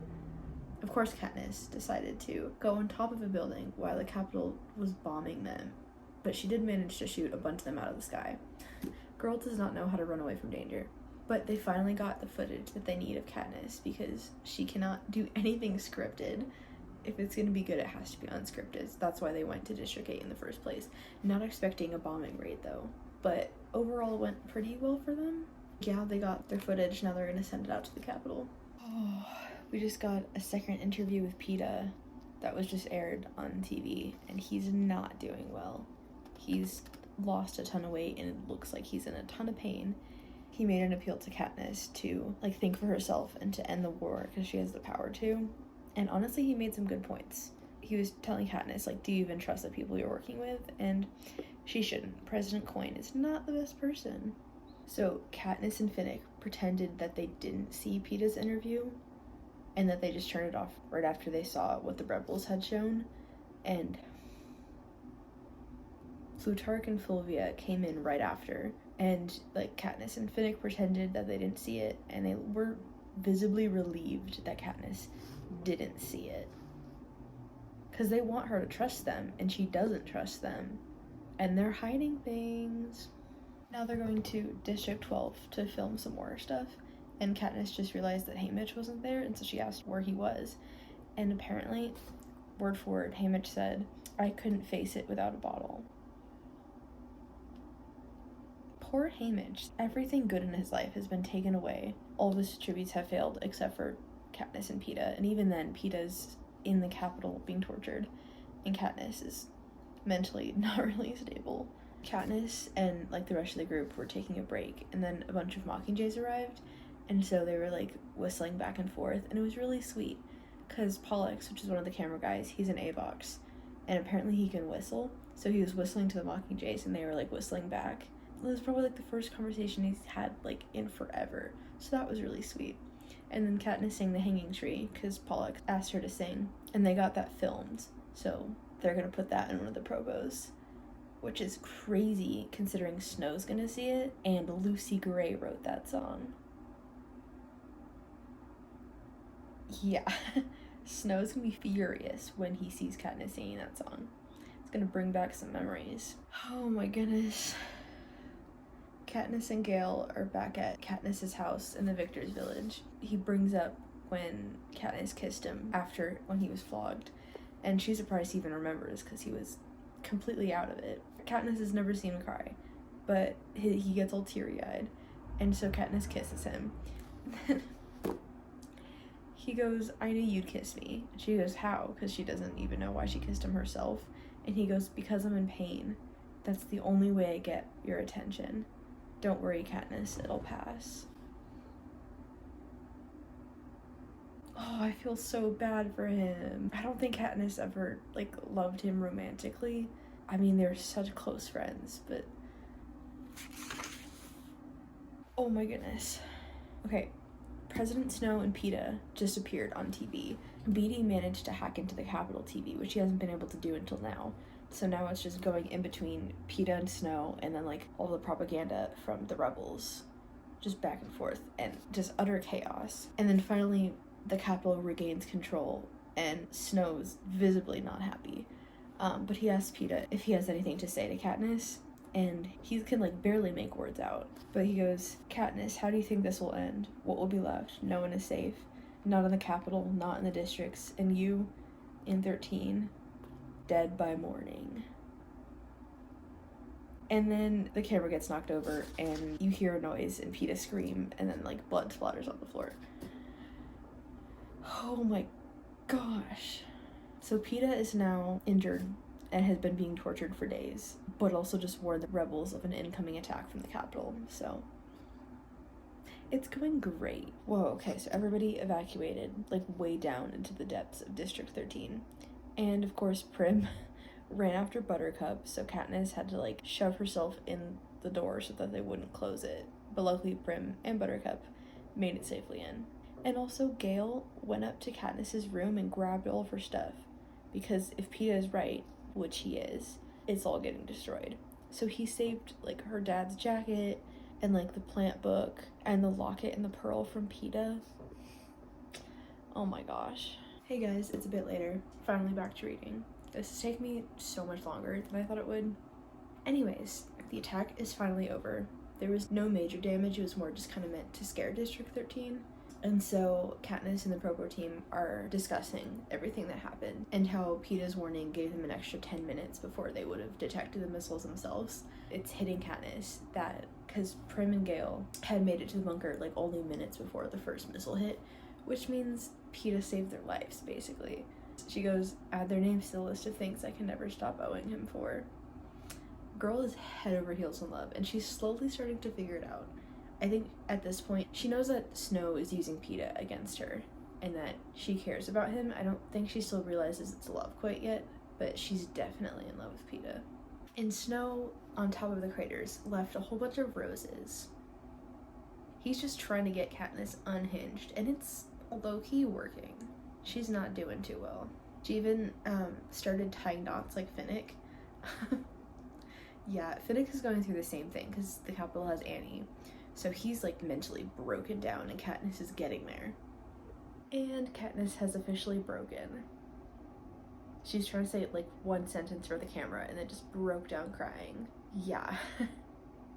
Because she figured out that anything she does, Snow is going to take it out on Peeta, and she cannot handle that. So they decide they're going to go get Peeta. They're going to go break him out of the capital. Everybody's like hugging her and supporting her, and she said the only person that she wants comfort from is Haymitch, because he's the only one there who loves Peeta as much as she does. Well, probably not as much as she does. Still, like, the only one who loves Peeta. And they're gonna get Annie out too. Annie deserves to be out of there. Oh my goodness. And guess who's the first person to volunteer to go rescue Peeta and Annie? Yep, you're right, it was Gale. I guess he thinks it's the only way he can love Katniss. Katniss and Finnick are filming propos to use as a distraction while the team is rescuing Peeta and Annie. And Katniss shared the story of the bread, which was really sweet. And then Finnick. I feel so bad for Finnick. Oh my goodness. Basically, Snow sold him into prostitution. Yeah. But then he learned so many secrets about, like, all the people in the capital. So he just spilled all of their secrets. Like, stuff from, like, incest, backstabbing, blackmail, arson, all sorts of stuff. And then he even outed Snow. Apparently that Snow uses poison to kill off all of his enemies, which makes a lot of sense. Yeah, that should keep Snow occupied. Oh, Finnick and Annie just had the reunion. They're so cute. I am so not ready for Finnick to die. In my mind, he's still alive and living happily ever after. And then Katniss and Peeta have their reunion. Yeah, it looks like it's going well until he strangles her. Basically, Peeta was hijacked. They paired Tracker Jacker venom with pictures and videos of Katniss, which, like, conditioned the stimulus so that Peeta basically hates Katniss now. And, like, wants her dead. So that's great. And they don't really know if it's reversible. Yeah. Going really well for them. Ooh, Katniss just said, it's only now that he's been corrupted that I can fully appreciate the real Peeta. It's like really hitting her now how much he loves her and she loves him. But the situation just seems so hopeless that she feels like it's just over. And she says, but what's the use? It's gone. He's gone. Whatever existed between us is gone. All that's left is my promise to kill Snow. I tell myself this 10 times a day. At least she has something to hold on to. Otherwise, she would literally go insane. What's up? It's the next day. I think I told you that they're all in District 2. but basically every single district is now on the rebel side except for District 2 because they've always favored the capital, just because, I don't know, they just have a good relationship with the capital, I guess. They have an underground, like, bunker, like, basically trying to replicate what District 13 was, and they nicknamed it the Nut because Beatty said it's a tough nut to crack. But anyways, they were having a hard time cracking the nut, and so Gale came up with an idea to start an avalanche and trap everybody inside. Like, yes, Gale is smart and he's working for a good cause, but bro is turning violent. So they did that, but they left one of the entrances open, so people started coming through, and they were going to just start opening fire on them. But Katniss stopped them, and she gave this great impromptu speech, which she's so good when she's just on her feet and no one's telling her what to do. And she was super inspiring, and then she got shot. Not badly, but, like, still she got shot. In fact, the Mockingjay outfit that Cinna made was so good and so bulletproof that when she got shot, it didn't even go through it. So she just got severely bruised ribs, which still really hurts. But that would have been really bad if she was, like, actually shot in the ribs. Oh, Plutarch just told Katniss that Finnick and Annie are getting married. And he goes, all you need to do is show up and pretend to be happy for them, like to do a propo.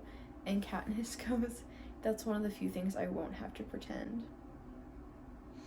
Oh, her whole life is pretending. At least this one happy thing gets to happen. And I'm gonna pretend that the ending doesn't happen because Finnick and Annie deserved a happy ending. The wedding was so beautiful. It was really simple, but also the people of 13 and 12 haven't had anything to be happy about for such a long time. And then Peeta made the wedding cake. He's slowly coming back. He's still not quite there, but he's having like little periods here and there where he's like back to himself. So it's getting better. Oh my goodness. Okay, so Peeta requested to see Katniss. So she went and saw him, and it was going pretty well. He remembered the day when he gave Katniss the bread, which the Capitol hadn't used that against him because they didn't know about that story. So he still remembered.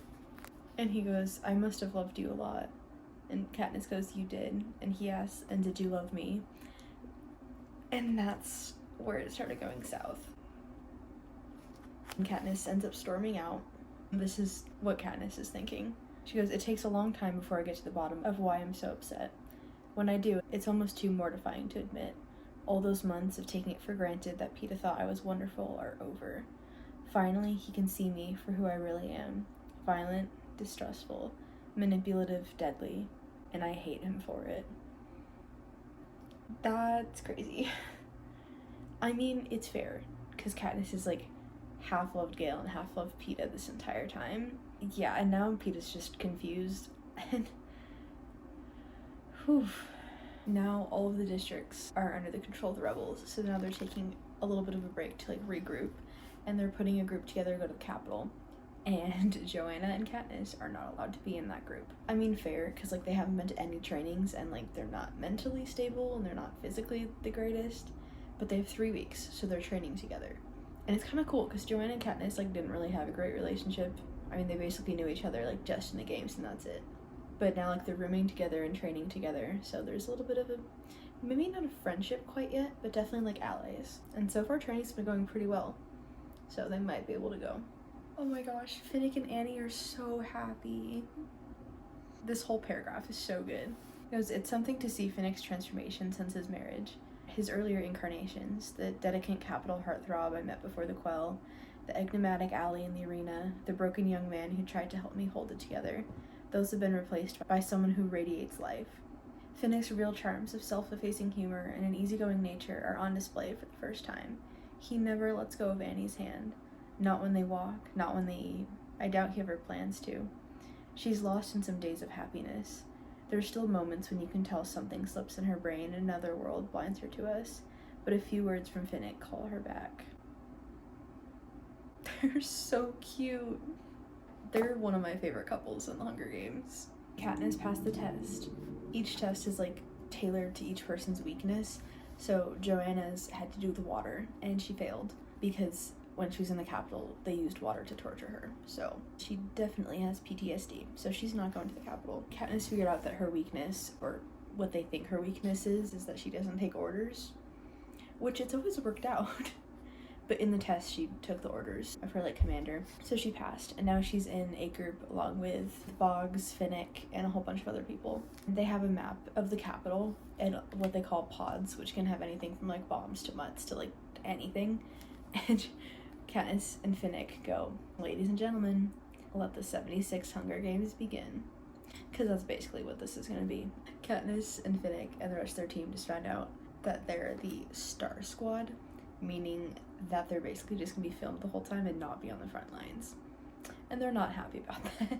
Katniss saying her goodbyes to her family, and Prim goes, "Next time we see each other, we'll be free of snow." Next time they see each other, Prim is gonna die. I don't think I can handle that. And then Katniss decides she's not gonna go say bye to Peeta. That would just make things worse. But she does bring his pearl along. Oh, this book is too sad. One of the soldiers in the group just died. Just accidentally. She hit a pod that they thought had, like, gnats or something in it. Instead, it shot out a bunch of darts. So she's gone. And so they get a replacement. And who is it other than Peeta Mellark? Sent by President Coin herself. Which Katniss takes as a bad sign. She goes, "But if Coin sent Peeta here, she's decided something else as well. That I'm of more use to her dead than alive." Yeah, I don't trust President Coin. Oh, Katniss has figured out why Coin doesn't like her. Because Katniss is the face of the rebellion. So whenever a new leader is chosen, whoever Katniss gives her support to is probably going to be the new leader of Panem. And Katniss has never really showed that she likes Coin. So Coin just wants to get rid of her. Because basically Katniss's job was to rally the districts together, and that's already done. So the only thing left that Katniss could do for the rebellion is to be a martyr. So Coin wants her to die, to basically as one last fire to the rebellion. So yeah, that's great. Commander Boggs is not happy about that. He goes, "But that's not going to happen under my watch, Soldier Everdeen. I'm planning for you to have a long life." And Katniss goes, "Why? This kind of thinking will only bring him trouble. You don't owe me anything." And Boggs goes, "Because you've earned it." Katniss has earned it, honestly. She just needs to live a life where there's no more war and she just gets to live peacefully for once. Which she will get. But she's still gotta go through the last third of this book. So, getting to the end. Oh, Hamish just called Katniss out. Hamish goes, "I think it's time you flip this little scenario around in your head. If you'd been taken by the Capitol and hijacked, and then tried to kill Peeta, is this the way he would be treating you?" He would not be doing that. Whoa. Katniss goes, "I fall silent. It isn't. It isn't how he'd be treating me at all. He would be trying to get me back at any cost, not shutting me out, abandoning me, greeting me with hostility at every turn." Yeah.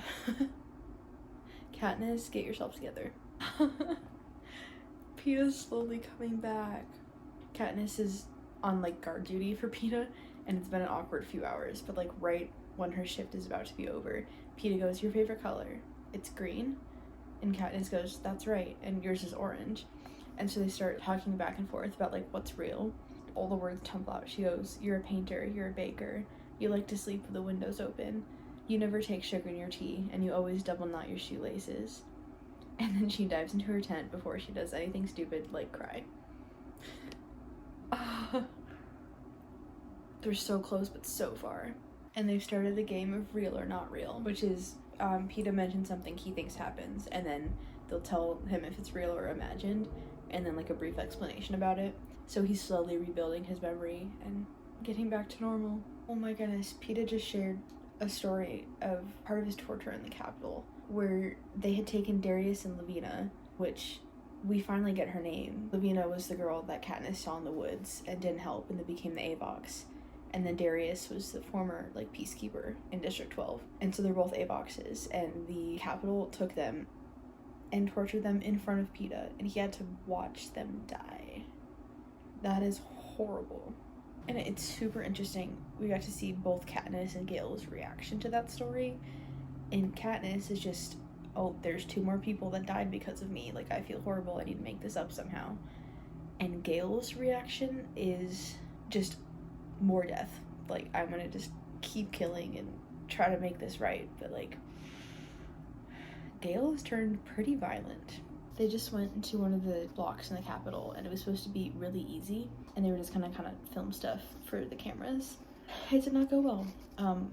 Boggs got his legs blown off, and then he transferred the holo to Katniss, and then gave her some very cryptic instructions, saying to trust nobody and to kill Peeta, and to do what you came to do, which is to kill Snow.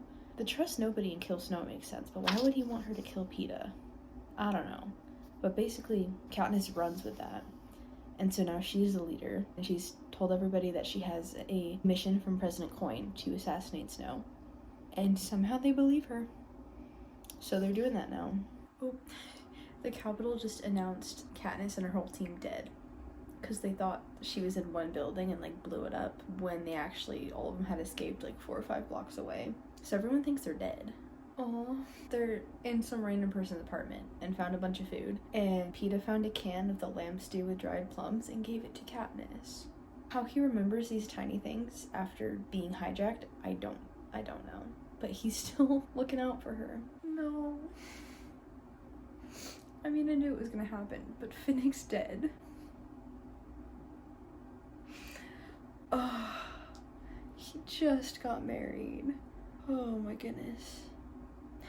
Now it's just Katniss, Peeta, Gale, Pollux, and Cressida. Oh my gosh. So they just went to Tigress's house, which is Snow's cousin. And I don't think they know that. I think Cressida might. I'm not sure. They don't mention it, but she's Snow's cousin. Katniss goes, did Snow ban you from the games? Because I'm gonna kill him, you know. And Tigress smiles. I want to know what happened to the relationship, because it could not have been good. Katniss just overheard Gale and Peeta talking, and they're both trying to convince each other that Katniss loves the other one. Oh my goodness. And Gale goes, I should have volunteered to take your place in the first games. Protected her then. That would have been crazy if he volunteered. But then, like, Peeta was like, you couldn't. She would have never forgiven you. Because, like, Gale had to take care of Katniss's family. But that would have been crazy if it was Gale and Katniss in the arena. Now Gale was taken prisoner. We don't know who. Just that Katniss and Gale got separated. Now Gale's prisoner. And she hasn't seen anyone else. So now it's just Katniss all by herself. Oh, gosh.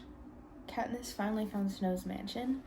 And Snow has, like, hundreds of children, like, in a barricade around his mansion. Like, as a human shield. I don't even have words.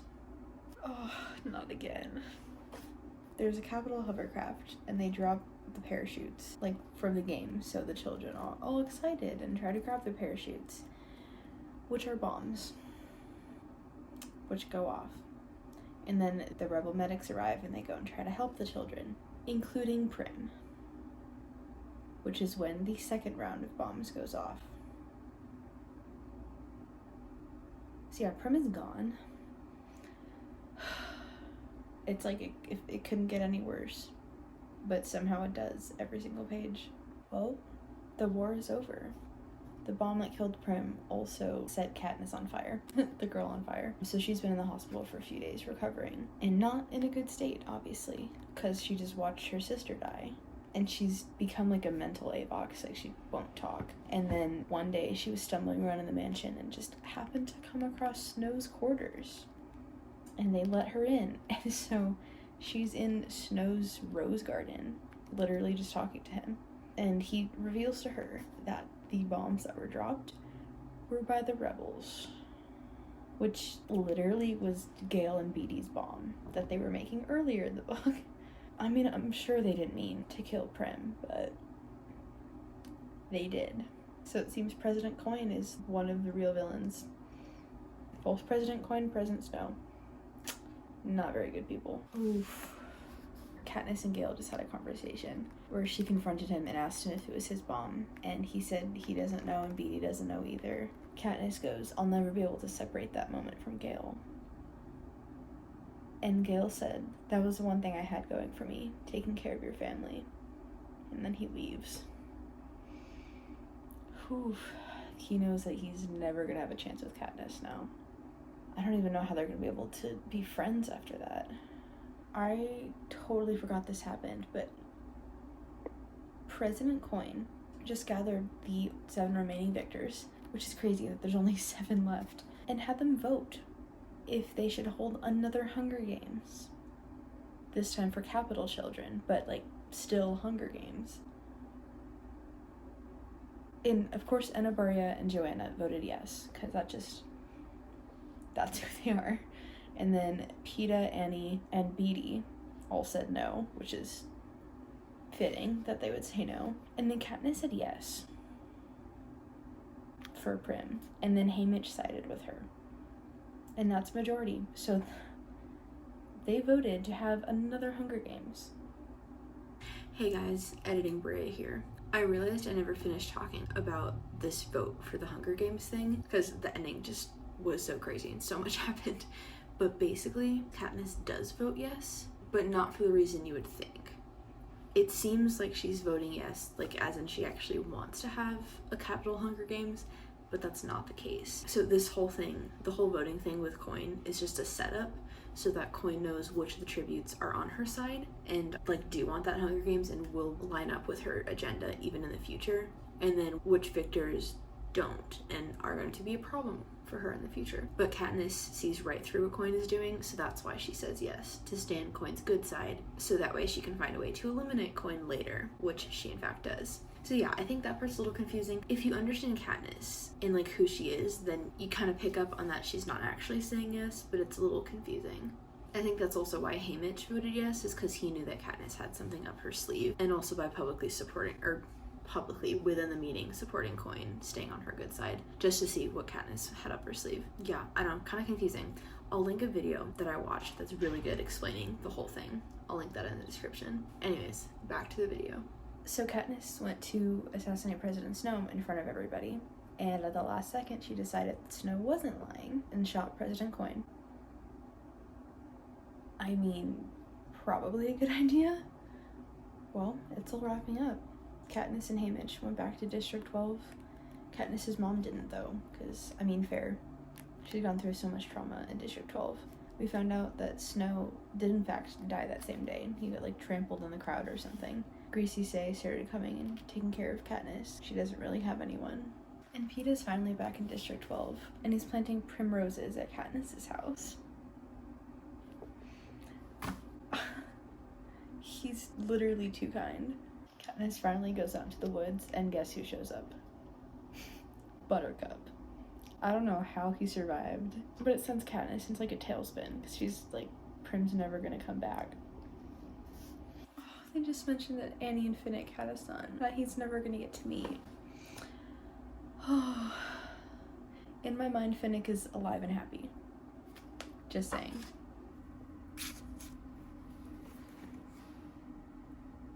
And that's the end. This whole series is a roller coaster. Oh my goodness. I always forget how like terrifying and gruesome this whole series is until I reread it, and then I'm like, this is horrible. But it ended really well.